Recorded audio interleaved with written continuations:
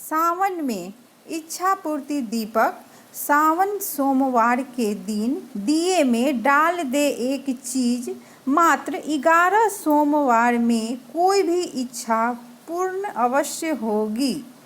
दोस्तों नमस्कार दोस्तों, मैं बोल रही हूँ अंजू और आप देख रहे हैं आपका अपना चैनल ज्ञान दर्शन ब्लॉग। दोस्तों मैं आपसे इस वीडियो में बात करने वाली हूँ समस्त मनोकामनाओं को पूर्ण करने वाले एक इच्छा पूर्ति दीपक का। दोस्तों शिव मंदिर में एक ऐसा दीपक प्रज्वलित करें जिससे कि आपके मन के चाहे जो भी मनोकामना हो भोले बाबा की कृपा से जल्द ही पूर्ण हो जाए। दोस्तों आपके जीवन के कोई भी परेशानी हो, बड़ा से बड़ा संकट हो, तो दीपक को प्रज्वलित करने मात्र से ही सारे समस्या सारी संकट कट जाता है। चाहे आपको नौकरी में मिलने में समस्या आ रही हो और ऑफिस में किसी तरह की परेशानी हो, व्यापार में आपको तरक्की नहीं मिल रही हो, या व्यापार में घाटा हो रहा हो, या परीक्षा में सफलता नहीं मिल रही हो, या घर में गृह क्लेश हो रहा हो, घर में सुख समृद्धि का अभाव हो, आपकी कोई भी विशेष मनोकामना हो, संतान प्राप्ति के लिए भी आप कर सकते हैं, बच्चों की पढ़ाई में कोई बाधा आ रही हो तो आप इस उपाय को कर सकते हैं। माता पिता इस उपाय को कर सकते हैं अपने बच्चों के लिए। जैसे कि बच्चों को शिक्षा में सफलता नहीं मिल रही है, करियर में सफलता नहीं मिल रही है, तो आप अपने बच्चों के लिए इस उपाय को कर सकते हैं। दोस्तों ये इच्छा पूर्ति दीपक आपको ज़रूर सोमवार के दिन जाकर शिव मंदिर में आपको जलानी है। दोस्तों अगर किसी को बेटा या बेटी के विवाह के योग्य हो गए हैं और उनकी विवाह में बहुत तरह के बाधाएं हैं, तो भी माता पिता इस उपाय को कर सकते हैं, चाहे तो बच्चों से भी करवा सकते हैं। किसी मनोकामना के लिए इच्छा पूर्ति दीपक आप शिव मंदिर में सावन के सोमवार के दिन जाकर प्रज्वलित कर सकते हैं या करवा सकते हैं। पूरे विश्वास के साथ जब हम भगवान भोलेनाथ की शरण में जाते हैं, हमारे मन की जो भी मनोकामना हो एक छोटी सी उपाय से भी पूर्ण हो जाती है। कितना भी बड़ा संकट हो, महादेव की कृपा प्राप्त हो जाते हैं तो वह संकट टलते देर नहीं लगती। पूरी श्रद्धा भाव से हमें भगवान के शरण में जाना चाहिए। महादेव तो देवों के देव हैं, समस्त प्रकार के विघ्न बाधाओं को दूर करने वाले हैं और समस्त कामनाओं को पूर्ण करने वाले हैं। तो सोमवार की शाम को अगर आप शिव मंदिर में मात्र एक दीपक प्रज्वलित करते हैं तो समस्त मनोकामना शीघ्र ही पूर्ण हो जाती है। धन प्राप्ति की कामना हो, संतान प्राप्ति की कामना हो, मन चाहे जीवन साथी चाहते हैं, या विवाह में देरी हो रही हो और योग्य जीवन साथी चाहते हैं, नौकरी व्यापार शिक्षा जीवन के हर क्षेत्र में सफलता की कामना है, तो आप इस उपाय को जरूर करें। कर्ज से मुक्ति चाहते हैं, समस्त प्रकार के दुखों से निवारण चाहते हैं, तो एकमात्र दीपक प्रज्वलित करने से सारी आपकी बाधाएं समस्याएं दूर हो जाएंगी। दोस्तों किस प्रकार से दीपक प्रज्वलित करना है, कौन से नियमों का पालन करना है, किस समय में दीपक प्रज्वलित करना है, ये समस्त जानकारी मैं आपको इस वीडियो में देने वाली हूँ। तो आप वीडियो को पूरा देखिएगा और अगर पसंद आए तो लाइक कीजिएगा और मेरे चैनल पर पहली बार आए हैं तो चैनल को सब्सक्राइब कीजिएगा। तो दोस्तों भगवान भोलेनाथ को पूजा में भोलेनाथ की पूजा में सबसे महत्वपूर्ण समय जो होती है वह है प्रदोष काल का समय।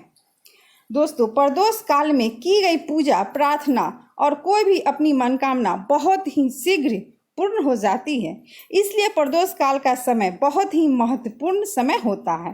भोलेनाथ की पूजा में दोस्तों प्रदोष काल का जो समय होता है वह है संध्या के समय सूर्यास्त से 45 मिनट पहले का समय और सूर्यास्त के 45 मिनट बाद का समय को प्रदोष काल का समय कहा जाता है।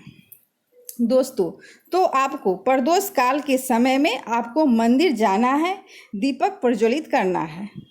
चाहे तो आप पूरे पूजा की सामग्री आपके पास उपलब्ध है तो आप ले जा सकते हैं, जैसे बेलपत्र, भांग, धतूरा, आंकड़े का फूल या कोई भी सफ़ेद फूल आप ले जा सकते हैं। अगर उपलब्ध न हो पूजा के सामग्री तो आप 1 लोटा जल लेकर ही आप अपने घर से ज़रूर ले जाना है। आपको 1 लोटा जल, और अपने घर से जल पात्र खाली लेकर नहीं जाना है, 1 लोटा जल जरूर भरकर ले जाना है। बहुत सारे व्यक्ति बोलते हैं कि मंदिर में जल की सुविधा है तो हम वहीं से जल भरकर शिवलिंग पर चढ़ा देंगे, लेकिन ऐसा आपको नहीं करना है।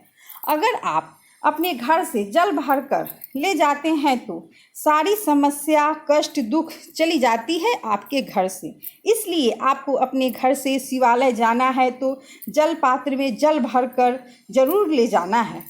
जल अर्पित करने के बाद अगर आप पूजा की सामग्री ले गए हैं तो सभी पूजा की सामग्री भगवान भोलेनाथ पर अर्पित कीजिए। ये सारी चीज़ें अर्पित करने के बाद 2 लौंग, फूल वाली 2 लौंग आपको अर्पित करनी है। इसके बाद आपको भगवान शिव के समक्ष दीपक प्रज्वलित करनी है। दीपक आप आटे या मिट्टी के दीपक ले सकते हैं।